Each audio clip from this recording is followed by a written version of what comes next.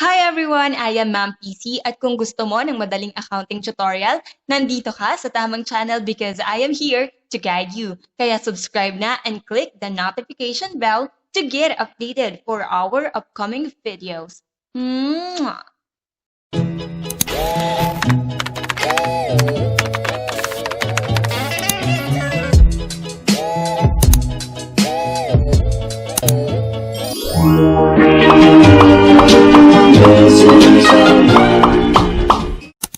Our topic for today is about major accounts that involves in accounting equation.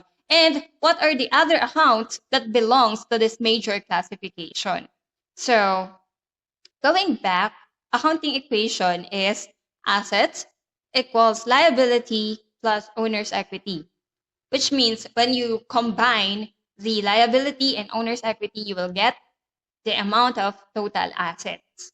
And let's define it basically one by one. They say asset is owned by the business, which means pagmamayari ng business. It adds to the value of the business or it gives a value to the business. While liability basically means owed by the business. So para hindi kayo malito, asset owned by the business. Liability owed by the business. Pag sinabi nating owed, these are obligation to pay, mga utang. At lahat ng utang, you are obliged to pay for it.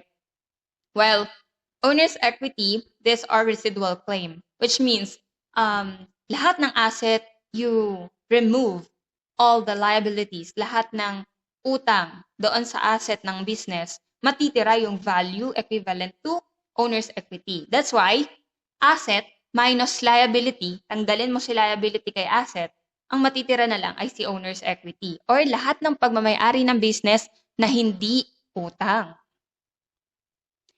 Now, isa-isahin natin yung major accounts na ito, which are asset, liabilities, and owner's equity. Kung ano pa bang other accounts ang involved or belong sa bawat isa sa kanila. So, first things first, asset muna tayo. We have said that assets are anything that owned by the business. Lahat ng pagmamayari ng business. Utang man yan or hindi. It gives a value to the business. It adds up to the value of the business. And meron tayong two classification of assets.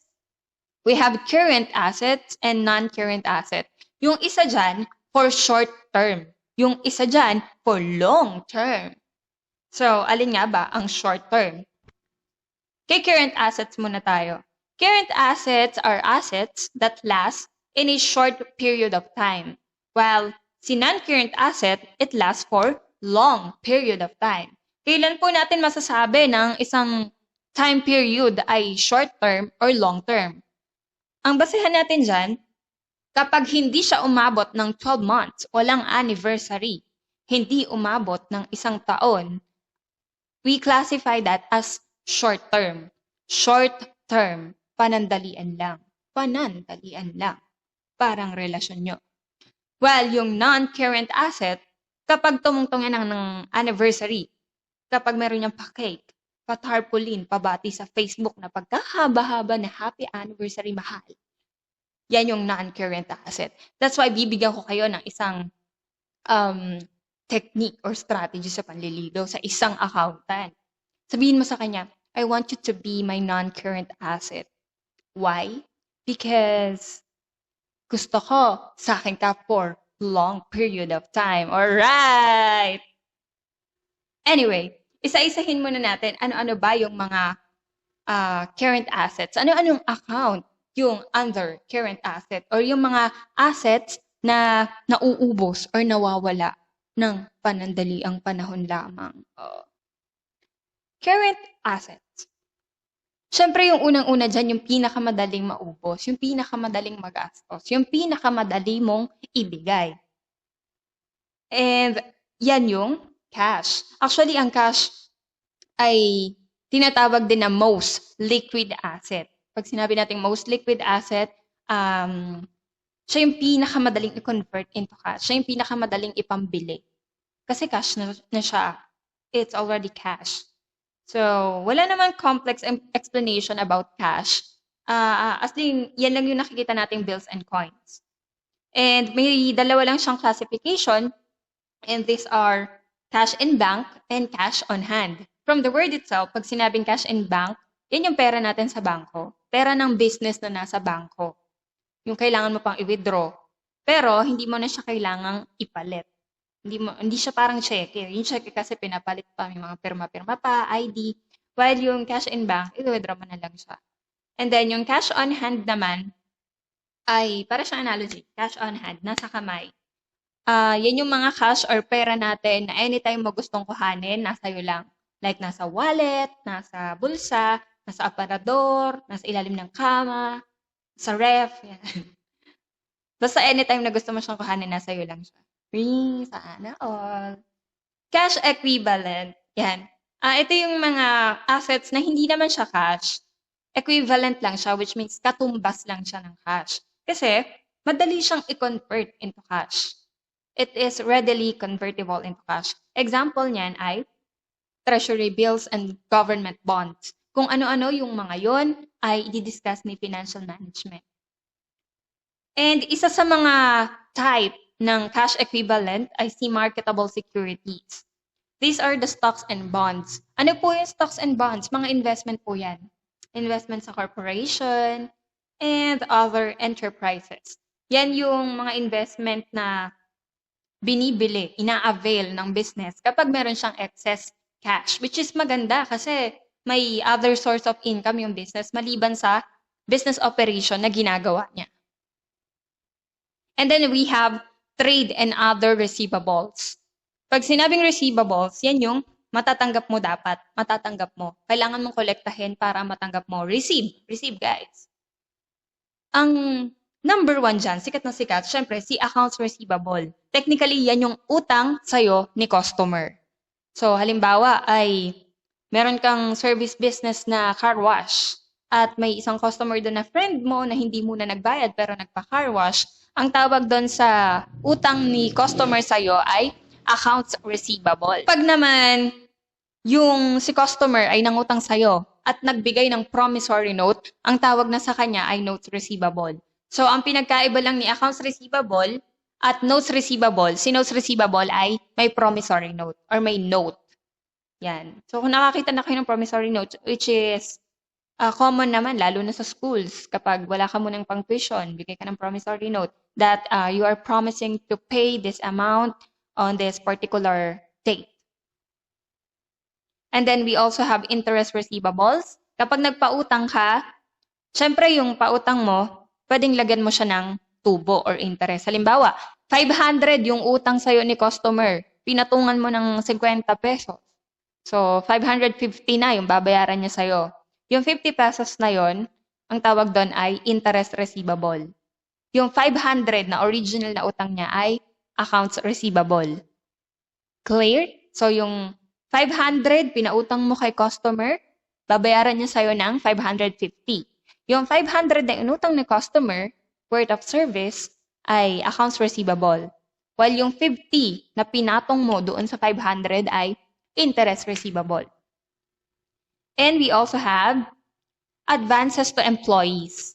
Yan yung nilo-loan sa'yo ng mga empleyado. Sa Pilipinas, ang tawag dyan, sikat na sikat yan. Bale. Boss pa bale. Yan. Yung kukuhanin na agad ni employee yung sahod niya kahit hindi pa siya nagre-render ng service. Halimbawa, boss, balihin ko muna yung sahod ko para sa isang buwan. So, para mabayaran niya yun sa'yo, magre-render siya ng service. And we classify that as assets kasi pagmamayari yun ng business. And then we also have inventory or inventories. These are unsold goods. Pag sinabing unsold, hindi pa nabebenta. Mga paninda. Ibebenta pa lang paninda. So, yun yung mga inventories. And prepaid expense. Para din siyang prepaid load. Di ba kapag prepaid load, magbabayad ka muna bago pumasok sa phone mo yung load. Unless friend mo yung naglo-load. Pero usually, ganyan yung nangyayari.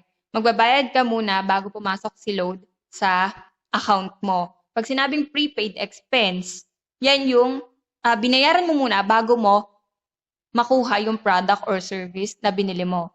Sa lahat ng may apelido na expense, siya lang yung asset. Yan. Technically, yan yung tinatawag natin na advance payment. And then, let's proceed to non-current assets or yung mga pagmamayari ng company that lasts for long period of time or yung mga inaabot ng anniversary. Sana all nag-anniversary. Of course, we have long-term investments. Mga investments na at least 12 months yung inaabot. And what are these investments? Example, interest. May pinautang ka. So, case-to-case basis din to ha. Yung mga pinautang mo na 12 months and above yung inabot ng utang niya. Kasi may mga utang naman na 6 months lang, 3 months lang. Pero kapag umabot siya ng 1 year, long-term investment na yon. Royalties, yan. Pag sinabi natin royalties, ito yung kinikita mo mula sa mga masterpiece na ginawa mo. Sikat na sikat dyan ang YouTube. Yan. Kaya naman mag-subscribe na kayo sa amin dahil ang proceeds namin ay mapupunta sa ating mga subscribers, lalo na ng mga nag-online dahil mamimigay tayo ng free load every month. Very good tayo dyan. So, royalties. Sikat na sikat din dyan si Sarah Geronimo nung kasagsagan ng tala niya. Yan. So, talaga nung sumikat yung kanta na tala dahil sa Tala Dance Challenge, kahit saan mo na lang makikita yung or maririnig yung kanta na tala. And syempre, kada isang play nun sa YouTube, kada views nung song na naka-upload sa YouTube, may royalty siya, may kinikita siya from that. Kaya naman si Sarah Geronimo ay napakalaki ng kinita niya dun sa kanta na tala. And kung marirecall nyo din yung rhythm niya, na na na na na na. Sa inyo pa yon narinig? Diba sa Jollibee? Minam-nam ulam. O yun. Which means, yung kanta ni Sarah Geronimo na yun, dahil ginamit yung rhythm or yung tono sa paggawa ng isang public commercial and public, ay, syempre si Jollibee, binayaran din niya si Sarah Geronimo and yung, siguro yung nagsulat ng kanta, yung nag-arrange ng kanta for the royalty. Which means yung royalties ay mga kinikita mo mula sa masterpieces na ginawa mo. And then we also have dividends. Yung dividends, sa math iba yun ha. Yung dividends, pag dating sa business, ito yung income ng isang investor. Halimbawa, nag-invest ka sa company ko ng 50,000 pesos, 50,000. Tapos binalik ko sa'yo ng 70,000 pesos. So, yung kinita mo na 20,000 pesos, yun yung dividends natin. So, dividends are income of investors. And then rentals. Alam niyo naman yung rentals, yung mga nagpaparenta ng tables and chairs, mga apartment na binabayaran buwan-buwan. And, tables and chairs is not included kasi short term lang yun. Yung mga long-term investment natin, unless i-rent yung tables and chair for 12 months and above. So, yung mga long-term investment natin sa rentals, yan yung mga nagre-rent ng bahay, mga nagre-rent ng dormitories for 12 months and above. Then, we have PPE. Sa accounting, ang PPE, ang ibig niyan sabihin ay property, plants, and equipment. Yan naman yung mga tangible asset o yung mga nahahawakan na asset. At one example of that is land, lupa. So wala namang complex explanation dyan, as in yung lupa. Yung lupa kung saan nakatayo yung opisina, nakatayo yung tindahan, nakatayo yung building, lupa. And trivia, kung si cash ang most liquid asset, ang land naman ay ang asset na hindi nagde-depreciate, hindi bumababa ang value. But, as the time pass by, tumataas pa yung value ng lupa. Kaya maganda rin mag-invest dito sa land or sa real estates. And we also have building. Yung building, these are the office, store, or factory. So, ang tawag sa kanya sa accounting record ay building. So, yun yung tinatayo natin sa lupa. And then equipment. So, look at the example. We have typewriters, air conditioner, calculator, filing cabinets, computer, electric fan, trucks, cars. Usually, mapapansin nyo meron siyang machine. Usually lang naman. So, yan yung mga equipments natin, mga pang heavy duty din. And then, sa accounting kasi, as much as possible na magagawa mo siyang particular name of that account, gawin mo siyang particular. Halimbawa, yung equipment ay ginagamit mo sa office. You call it or you will record it as office equipment. Kung ginagamit naman siya sa store, you will call it as store equipment. Kung ginagamit naman siya sa pagde-deliver, like trucks and vans, you will record it as delivery equipment. And we also have transportation equipment and machineries or machinery equipment. Yung mga machines na ginagamit sa operation. And we also have furniture and fixture. Nakita niyo magkaiba pa si equipment tsaka si furniture and fixture.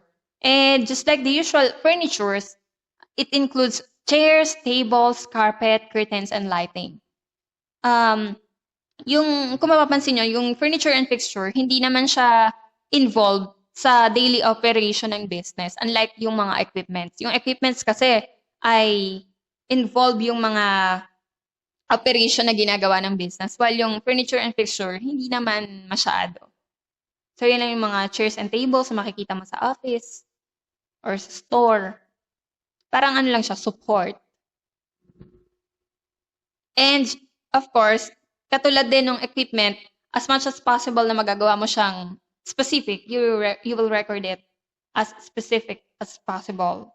Kung ang furniture and fixture ay ginagamit sa office, you will record it as office furniture and fixture. Or kung sa store naman, store furniture and fixtures. Mas maganda kasi kung specific para mas madaling i-analyze kung saan napunta yung money.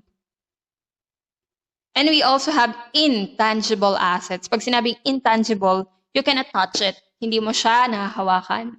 While yung tangible, nahahawakan. Yan.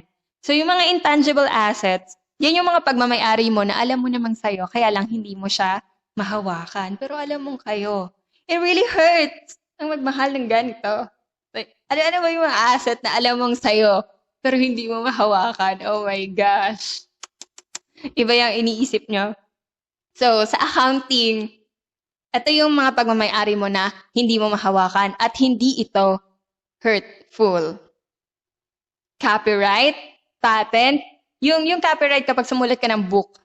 So, papagawaan mo siya ng copyright para ikaw yung maging official owner of that book. At, syempre, kapag kumita ka from that book, sa'yo mapupunta yung income. At, walang makakapag-reproduce nung book na yon without your consent. Well, yung patent naman, halimbawa, nakapag-invento ka ng isang product na bago lang sa market. And para hindi siya i-copy ng ibang company, hindi siya i-imitate, lalagyan mo siya ng patent para ikaw lang yung legal na makakapag-produce ng product na yun. Kaya kapag may nag-produce ng ibang company ng product na nilagyan mo ng patent or patented by yours, pwede mo silang kasuhan. Goodwill, licenses, franchises, trademark, brand name. So, usual na lang naman yan. Yan yung mga intangible assets or mga pagmamayari ng business na hindi nahahawakan. But you know it's yours. So, we're done with assets. Now, let's proceed to liability. We said a while ago that liabilities are owed by the business, which means mga kailangang bayaran ng business. It is the responsibility of the business or obligation of the business to pay for it. Dahil syempre, inutang mo, dapat responsible ka din sa pagbabayad. And we also have two types of liabilities, and these are the following. We have current liabilities and non-current liabilities. Katulad lang din sa asset kanina, yung isa dyan ay for short term, yung isa ay for long term.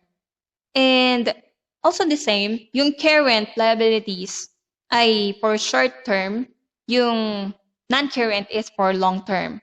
Pero in terms naman to ng liabilities or mga utang ng business. Halimbawa sa yung business. Ito yung mga utang mo. Utang mo. Okay. Yung current liabilities, yan yung mga utang mo na kailangan mong bayaran within a short period of time. Dapat yung utang na yan ay mabayaran ng business nang hindi tumutungtong ang anniversary or 1 year. While yung mga non-current liabilities naman, mga utang ng business na 1 year, inabutan ng anniversary and above. So ano ba yung mga kabilang sa current liabilities? We have accounts payable. Sikat na sikat yan. Kung meron tayong accounts receivable, may accounts payable naman si liabilities. And these are debts arising from the purchase of an asset on account. Ibig sabihin, si business, bumili siya ng asset pero on account. Or pag sinabing on account or through credit, it means hindi nagbayad si business. Hindi muna nagbayad si business. Which means inutang ni business. Halimbawa, bumili si business ng chair, upuan, pero hindi mo na niya binayaran, it means meron siyang accounts payable. May utang siya doon sa kung saan man siya bumili. And then, kapag si business, yung upuan na inutang niya, as for my example, ay nagbigay siya ng promissory note na I will pay the amount of 10,000 pesos for the chair I bought last ganitong date on ganitong date. So, nagkaroon ng promissory note. Ang tawag na doon ay notes payable. And then we also have loan payable or bank payable. And these are liability na nakuha mo from bank. Sa bangko, nang hiram ka sa bangko, or yung business ay nangutang sa bangko. Yung loan payable naman kapag nangutang siya sa isang microfinance corporation, yan, mga loans. Loan company. And we also have utilities payable. Keep in mind na pag sinabi nating utilities, ito yung mga bills. Hindi yung nasa tiyan natin, ha? Yan yung mga bills. Like, Meralco bill, electricity bill, water bill, internet bills. So, lahat ng bills natin, we call it as utilities. Kapag hindi pa natin nababayaran yung mga bills natin, pero nagamit na natin yung electricity, halimbawa, yung water or yung internet, we record it as utilities payable. Halimbawa, si Meralco, binigyan ka na ng bill. Ma'am, bill niyo po for the month of August. So, syempre, dahil may bill ka, ibig sabihin, may utang ka ngayon kay Meralco. And yung utang mo na yun kay Meralco, ang tawag doon, sa record, i-record natin siya as utilities payable. Kasi hindi pa siya nababayaran. So, it's your obligation to pay for it. Kasi ginamit mo yung kuryente eh. So, pag hindi ka nagbayad, puputulan ka ng kuryente. Ganun din sa internet. Hindi ka na nakabayad, puputulan ka ng internet. And then we also have unearned revenue. And take note, sa lahat ng ang apelido ay revenue, si unearned revenue lang ang belong sa liabilities. Dahil ang unearned revenue, ito yung naiba sa lahat ng liabilities. Kumbaga, ampon. So, there's something special about it. And, ang special sa kanya, so, syempre, yung mga ganyan natin, mga special yan. And that's why we have to love them. So, ang special sa kanya, kaya siya significant, kaya siya madaling tandaan. Si unearned revenue ay hindi cash ang utang mo. Kasi 'di ba, most of the liabilities na na-mention before, a while ago, ay mga cash ang inutang ni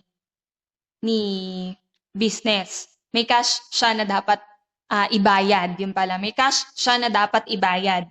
Well, dito kay unearned revenue, ang kailangan niyang ibayad ay hindi cash, kundi product or service. So, ibig sabihin lang nito, si business, nakatanggap siya ng cash. Nakatanggap siya ng advance payment.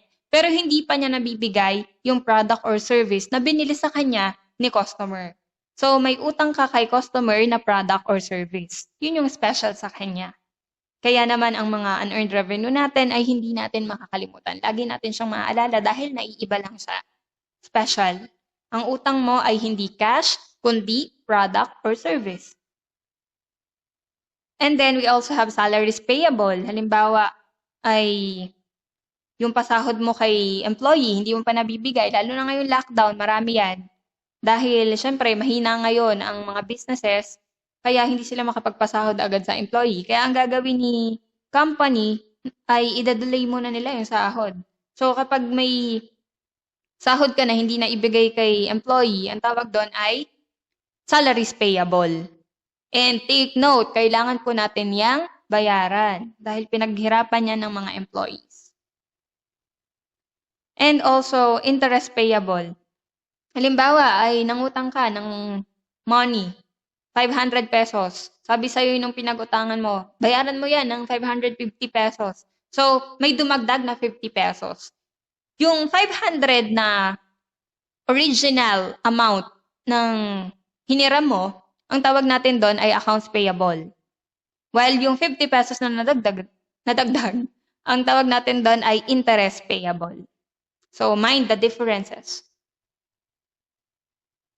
Ayan. And may note dyan, kapag ang interest payable mo ay hindi siya umabot ng 12 months, dun pa lang siya classified as current liabilities. Pero kapag tumungtong yan ng anniversary, binati sa Facebook ng pagkahaba-haba, ang tawag na dyan ay non-current liabilities.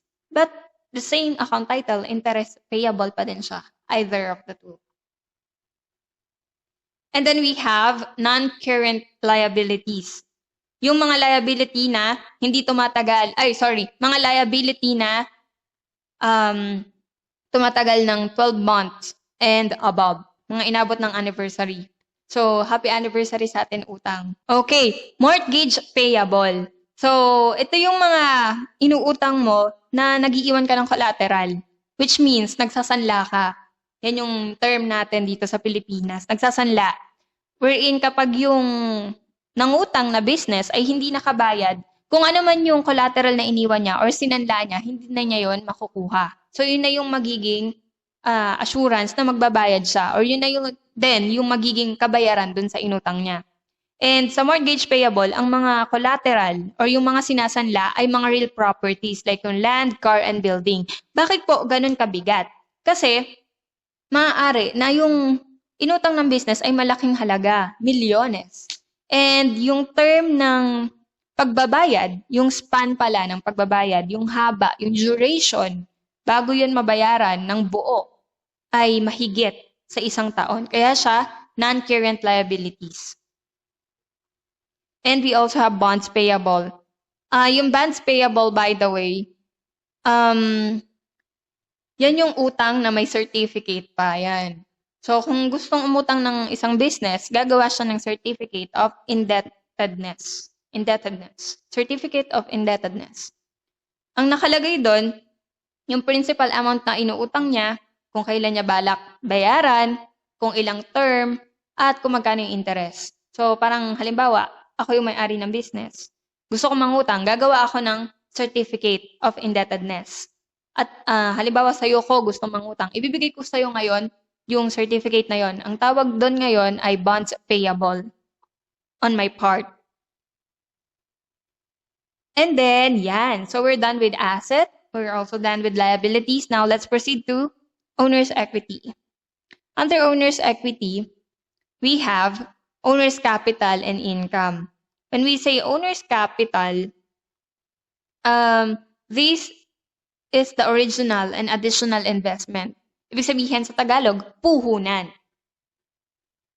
At ang keyword natin dyan, pag nakakita kayo sa transaction ng invest, invested, deposit, deposited to the company's account, yan. Yan yung tinatawag nating capital. And to record the owner's capital, you will write the owner's surname first. Halimbawa, ako, De La Peña.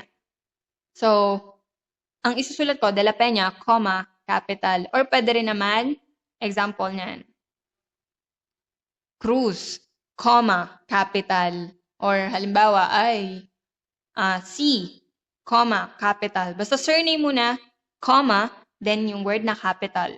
That's how you record owner's capital. Kung wala namang given na surname, you will go for the first name. Halimbawa, Aling Puring, comma, capital. Kung wala pa ring first name, so dalawang wala yung surname, wala yung first name, So, walang name na binigay. Ang gagawin natin dyan ay owner, capital. And then we also have income or yung kita, revenues earned by the business for doing business operation. And syempre may mga types yung income. Sabi ko naman sa inyo kanina pa, as much as possible na pwede mo siyang gawing particular or specific, gawin mo siyang specific. We have service income kapag ang business mo ay service. Professional income, rental income kapag nagpaparent ka.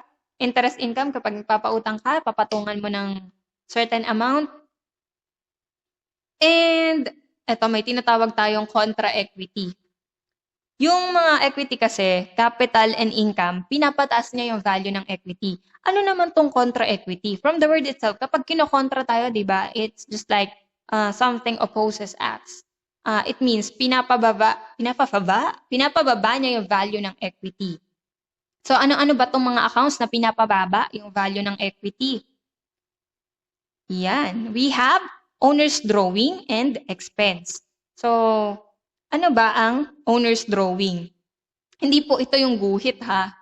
Sa accounting, pag sinabi nating drawing, ito yung withdrawal. Parang sa bangko, di ba? Kapag kukuha tayo ng money sa bangko, mag-withdraw tayo. So, dito naman sa owner's drawing, asset ng business, like cash ng business, pagmamayari ng business, kukuhanin mo from the business. Saan mo po ilalagay? Ilalagay mo sa personal mo na assets. Keep in mind na magkahiwalay po ang business, magkahiwalay ang personal na assets. Kung ano ang assets ng business, sa business lang. Kung ano yung asset mo personally, personal mo lang. So, minsan kasi, yung pera ng business, tinatransfer natin sa personal nating pera, ang tawag doon ay owner's drawing. Ibig sabihin, wini-withdraw mo, kinukuha mo from the business, tinatransfer mo sa personal mo na assets. And to record, owner's drawing, ganun din, katulad kay owner's capital. Surname first. For example, yung kanina, Cruz, drawing. Halimbawa naman ako, De La Peña, drawing. And paano po kapag walang first name? Surname. First name lang. Halimbawa, Aling Puring.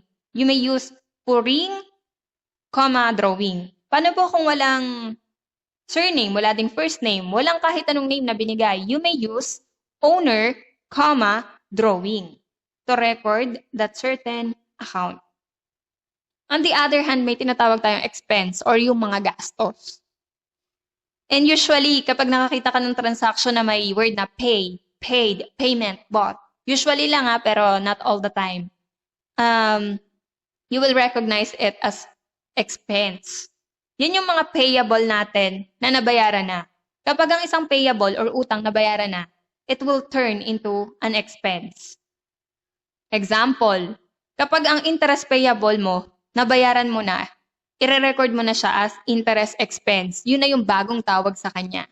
Kasi nabayaran mo na. Ibig sabihin, may nawala na sa pera mo. So yung mga contra equity pala, binabawasan niya yung pera ng business.